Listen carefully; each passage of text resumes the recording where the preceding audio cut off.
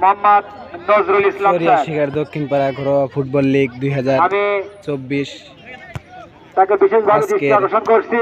আপনি তৃতীয় ম্যাচে মাঠে প্রবেশ যে করুন। দুটি দল অংশগ্রহণ করছেন তার এক প্রান্তে রয়েছে ফরিদুল ইয়াং স্টার ক্লাব বনাম এসকে সেলিম ক্রিয়া চক্র।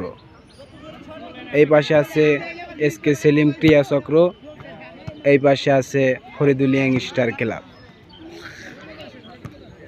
চলুন দেখি প্লেয়ারের সাথে কথা বলি।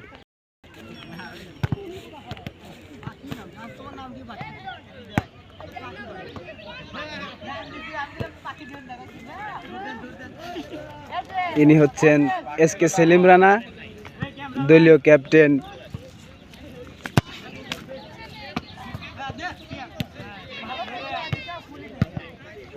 হ্যাঁ ম্যান, এদিকে আসেন। আপনি তো এ দলের ক্যাপ্টেন নাকি? জি জি। আপনার অনুভূতি কি? আমার অনুভূতি আজকের মাসে আমি পারবো। ও ইনশাআল্লাহ। ও অসাধারণ, খুব ভালো পারফরম্যান্স দিয়ে, ঠিক আছে। আমরা ক্যামেরাম্যান ইজ ফাঁকাইবো। আপনারা অবশ্যই দোয়া করবেন। হ্যাঁ অবশ্যই অবশ্যই। আপনারা দেখতে পাচ্ছেন ক্যাপ্টেনের সাথে কথা বললাম।